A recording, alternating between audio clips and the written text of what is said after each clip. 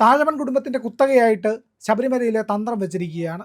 ഞാൻ കഴിഞ്ഞാൽ എൻ്റെ മകൻ. അത് തന്നെയാണ് കണ്ഠരര്, മഹേശ്വരനും മോഹനരും ഒക്കെ തീരുമാനിച്ചിരിക്കുന്നത്. ഇപ്പോഴുള്ള തന്ത്രി രാജീവരുടെയും അത് തന്നെയാണ് പറയുന്നത്, ബ്രഹ്മദത്തന് കൊടുക്കണം എന്നുള്ള ഒരു രീതിയിൽ പോകുന്നു. ഇത് എങ്ങനെ ശരിയാവും സാർ? ഈ കുത്തക അനുവദിക്കേണ്ടതാണോ? അല്ല, ഇത് കുത്തകയുടെ മാത്രം പ്രശ്നമല്ല. പൊതുവേ ഇവിടെ പ്രചരിപ്പിക്കപ്പെടുന്ന ഒരു കാര്യം എന്താണെന്ന് വെച്ചാൽ, തന്ത്രികളെ മാറ്റാനായിട്ട് പ്രൊവിഷൻസ് ഇല്ല എന്നാണ്. അത് തെറ്റാണ്. അങ്ങനൊരു ആ പ്രചരണം ശരിയല്ല. ഇപ്പോൾ ഈ താഴമൺ കുടുംബത്തിൻ്റെ കാര്യം എടുക്കുകയാണെങ്കിൽ, ഈ രാജീവർക്ക് മുൻപുണ്ടായിരുന്ന മോഹനര്, അതല്ലേ? അതെ. മോഹനര് വേശ്യപ്പുരയിൽ നിന്നാണ് പിടിക്കപ്പെടുന്നത്. ശബരിമല തന്ത്രി എറണാകുളത്ത് വേശ്യപ്പുരയിലാണ് ജീവിതം വരുന്നത്. അവിടുത്തെ നിത്യസന്ദർശകനായിരുന്നുവെന്ന് ആളുകളൊക്കെ പറയുകയും ചെയ്തു.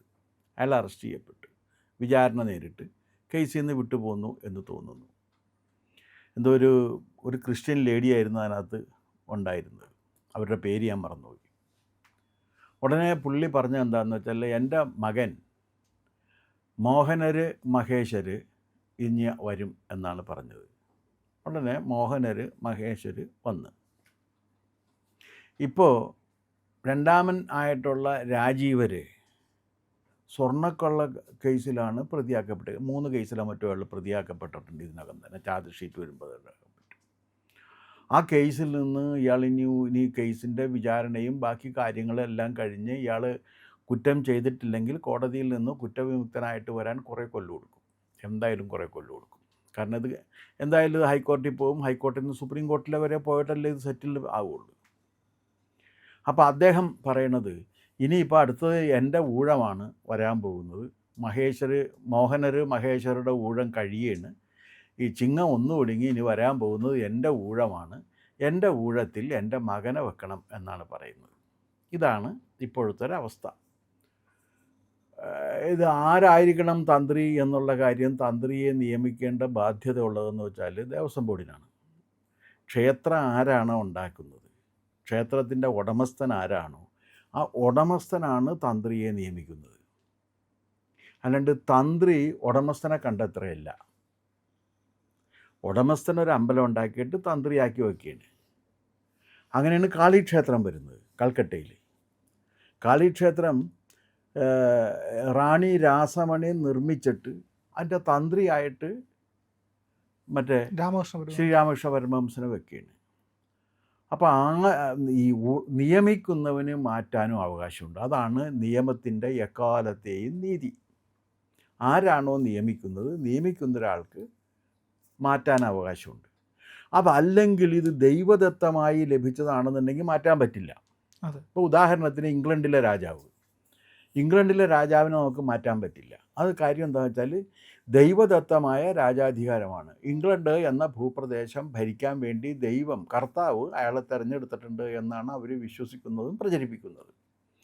അത്രയും കഴിഞ്ഞിട്ടുള്ള സെക്കുലറിസവും അത്രയും കഴിഞ്ഞിട്ടുള്ള ഡെമോക്രസിയും അവിടെ ഉള്ളു.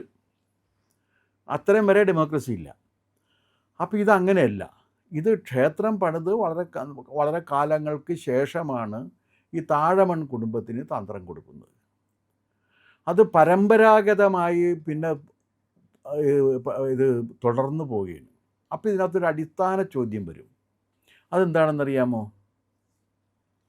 ഇങ്ങനെ പാരമ്പര്യം അനുസരിച്ച് വരുന്നവർ തന്ത്രവിജ്ഞാനയത്തിൽ പണ്ഡിതന്മാരാണോ? അത് പഠിച്ചിട്ടുണ്ടോ? ആ കാര്യങ്ങളൊക്കെ അറിയാമോ? ഇത് പറയാൻ ഒരു കാരണമുണ്ട്. ഈ കാര്യത്തെക്കുറിച്ച് ഏറ്റവും സജീവമായി കേസ് നോക്കുകയും അതിന് വേണ്ട നിർദ്ദേശങ്ങൾ കൊടുക്കുകയും ഇന്ന് കാണുന്ന രീതിയിൽ ദേവസ്വത്തിൻ്റെ നിയമനങ്ങളും ബാക്കി കാര്യങ്ങളെല്ലാം ശ്രദ്ധയോടുകൂടി ചെയ്യണം എന്ന നിലക്ക് ഇടപെടുകയും ചെയ്തത് ജസ്റ്റിസ് പരിപൂർണനാണ്. അദ്ദേഹം സമർപ്പിച്ചേക്കുന്ന റിപ്പോർട്ടുണ്ട് ഇത് സംബന്ധിച്ച്. അതിൽ അദ്ദേഹം കണ്ടെത്തിയ ഒരു കാര്യം എന്താണെന്ന് വെച്ചാൽ, ഗായത്രി മന്ത്രം ചൊല്ലാൻ അറിയാൻ പാടില്ലാത്ത തന്ത്രികളുണ്ടായിരുന്നു.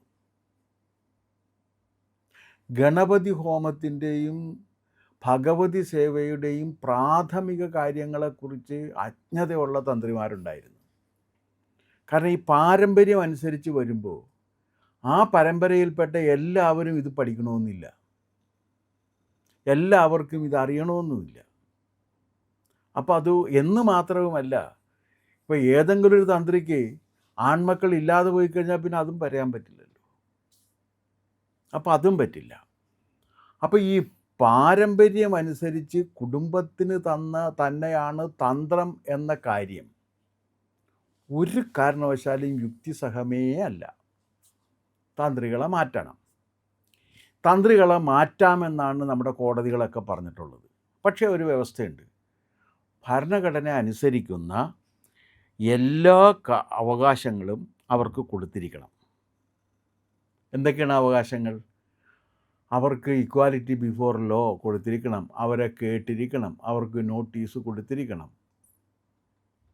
പക്ഷേ അവരെ മാറ്റുന്നത് അവർ ചെയ്യുന്ന റിച്വൽസിൻ്റെ പുറത്താകരുത്. ആ റിച്വൽസിനോട് എനിക്ക് വിയോജിപ്പുണ്ട് എന്ന് കരുതിയിട്ട് മാറ്റാൻ പറ്റില്ല.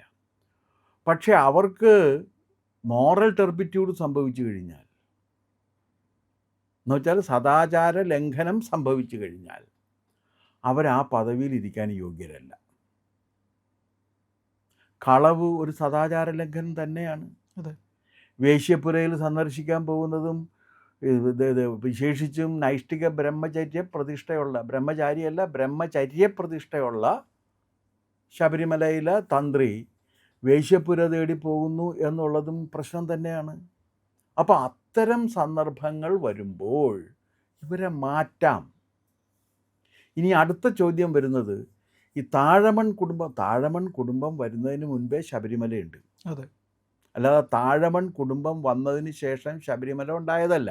അപ്പോൾ യഥാർത്ഥ അവകാശികളല്ലേ തന്ത്രികളാവേണ്ടത്? ഏത്? അല്ല, തന്ത്രികളെ അന്ന് വെച്ചത് ആരാണ്? രാജാവാണ് വെച്ചത്. ആ രാജാവിന് അന്ന് ഉള്ള അധികാരം ഇപ്പോൾ ഉള്ളത് ആർക്കാണ്? ദേവസ്വം ബോർഡിനാണ്. അപ്പോൾ ദേവസ്വം ബോർഡാണ് തന്ത്രികളെ വെക്കേണ്ടത്. അതെ. ദേവസ്വം ബോർഡിന് ആർബിറ്ററി ആയിട്ട് തന്ത്രികളെ മാറ്റാൻ പറ്റില്ല. ദേവസ്വം ബോർഡ് പ്രസിഡന്റ് ഒരു ദിവസം വരുന്ന സമയത്ത് എഴുന്നേറ്റ് നിന്നില്ല എന്നും പണ്ട് തന്ത്രികളെ മാറ്റാൻ പറ്റില്ല. മനസ്സിലായില്ലേ? പക്ഷേ അല്ലെങ്കിൽ ഇയാൾ ഈ ക്ഷേത്രത്തിൽ അനുഷ്ഠിക്കുന്ന അനുഷ്ഠാനങ്ങൾ, ആചാരങ്ങൾ എനിക്ക് വിയോജിപ്പുണ്ട്, അതുകൊണ്ട് തന്ത്രികളെ മാറ്റാൻ പറ്റില്ല. പക്ഷേ ഇങ്ങനെ വന്നു കഴിഞ്ഞാൽ, ഇത് കാരണം ക്രിമിനൽ കുറ്റം ചെയ്തു കഴിഞ്ഞാൽ ആ ക്രിമിനൽ കുറ്റം ചെയ്തിട്ടുള്ള ഒരു പരമ്പരയെ നമ്മൾ ശബരിമലയുടെ തന്ത്രി സ്ഥാനത്ത് ഇരുത്തണോ എന്നുള്ളതാണ് ചോദ്യം. താഴമൺ കുടുംബത്തിൽ ഒരാളല്ല, ഒരാൾ അങ്ങനെ പോയെങ്കിൽ ഒരാൾ ഇങ്ങനെയും പോവുകയാണ്. ഇനി ഇവരുടെ അതിന് ശേഷം വന്നവർ ഇതിനകത്ത് കോമ്പീറ്റൻ്റ് ആണോ ഇല്ലയെന്ന് എങ്ങനെ അറിയും? ഇവരുടെ കോമ്പീറ്റൻസി പരിശോധിക്കണ്ടേ? ഈ ഇത് പരമ്പരാഗതമായി കഴിഞ്ഞാൽ പലപ്പോഴും പറ്റുന്നൊരു പ്രശ്നം, കോമ്പീറ്റൻ്റ് ആയിട്ടുള്ള ആളുകൾ വരാതെയാവും. അതെ. ഒരു കുടുംബത്തിലെ ഒരാൾക്ക് യോഗ്യത ഉണ്ടായിരുന്നില്ല, ആ കുടുംബത്തിൽ വരുന്ന എല്ലാവർക്കും യോഗ്യത ഉണ്ടാകില്ല. അതുകൊണ്ടാണ് നമ്മൾ മലയാളത്തിൽ ചൊല്ലില്ലേ, തറവാട്ടിൽ പട്ടിയും ഉണ്ടാകും എന്ന് പറയുന്ന. പട്ടി എത്രയോ ഭേദപ്പെട്ടതാണ്, അതിനേക്കാൾ മോശക്കാരും തറവാടുകളിലുണ്ടാകും. അപ്പോൾ പരമ്പര അനുസരിച്ച് കൊടുക്കുകയാണെങ്കിൽ ഈ പറയുന്ന രീതിയിൽ ഈ തന്ത്രസ്ഥാനം ഏറ്റെടുത്ത് നടത്തുന്നതിനുള്ള കെൽപ്പ് ഉള്ളവരാണോ അവരെന്ന് നോക്കേണ്ടി വരും. അത് പരിശോധിക്കപ്പെടുന്നില്ല. അതാരാ പരിശോധിക്കുന്നത്? ഒരാളും അത് പരിശോധിക്കപ്പെടുന്നില്ല. തന്ത്രിയുടെ മകനായതുകൊണ്ട് തന്ത്രം അറിയാം എന്നാണ് പറയുന്നത്. തന്ത്രിയുടെ മകനായതുകൊണ്ട് തന്ത്രം അറിയാമെന്ന് വിശ്വസിക്കാൻ യുക്തിയില്ല, അനുഭവവും ഇല്ല. അപ്പം അതുകൊണ്ട് എന്നെ ആചന്ദ്രതാരം തന്ത്രം ഏതെങ്കിലും കുടുംബത്തിന് കൊടുക്കുകയും അവരുടെ അവകാശികൾ പരമ്പരയായിട്ട് വന്ന് ഇത് കൈയടക്കുകയും ചെയ്യുന്ന സമ്പ്രദായം മാറ്റേണ്ടതാണ്. ആ സമ്പ്രദായത്തിലാണ് മാറ്റം വരേണ്ടത്. സാർ, ഇതിനകത്ത് ഒരുപാട് പ്രശ്നങ്ങളുണ്ടാവില്ല അങ്ങനെ മാറ്റാനായിട്ട്? ഒന്ന്, ദേവസ്വം ബോർഡ് തയ്യാറാവണം. അഥവാ ദേവസ്വം ബോർഡ് തയ്യാറായാൽ കൂടിയും ഭക്തന്മാരിൽ നിന്ന് ഇല്ലെങ്കിൽ ഭക്തജനങ്ങളുടെ സംഘടനകളിലൊക്കെ നിന്ന് എതിർപ്പുണ്ടാവാനുള്ള സാധ്യത കൂടുതലാണ്. അങ്ങനെയാണെങ്കിൽ അതും പ്രശ്നമാവില്ലേ? ഇത് പെട്ടെന്ന് നിയമം അങ്ങനെ ഉണ്ട് എന്ന് പറഞ്ഞ് മാറ്റാൻ കഴിയുമോ? പിന്നെന്താ, നിയമം അങ്ങനെ ഉണ്ടെന്ന് പറഞ്ഞു കഴിഞ്ഞാൽ ഇത് സംബന്ധിച്ച് കേസിൽ പോയിട്ടുണ്ട്. കർണാടക ഹൈക്കോടതിയിൽ 2025 ഒരു വിധി വന്നു. എന്താണെന്ന് വെച്ചാൽ ലക്ഷ്മി ജനാർദ്ദന മന്ദിരത്തിലുണ്ടായ ഒരു വിധിയാണ്. ആ വിധി എന്താണെന്ന് വെച്ച് കഴിഞ്ഞാൽ,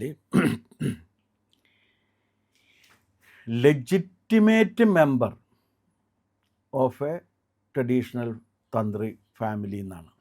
ഈ ലെജിറ്റിമസി കിട്ടണം. ക്രിമിനൽ കേസിൽ പെട്ട് കഴിഞ്ഞാൽ ലെജിറ്റിമസി ഇല്ല.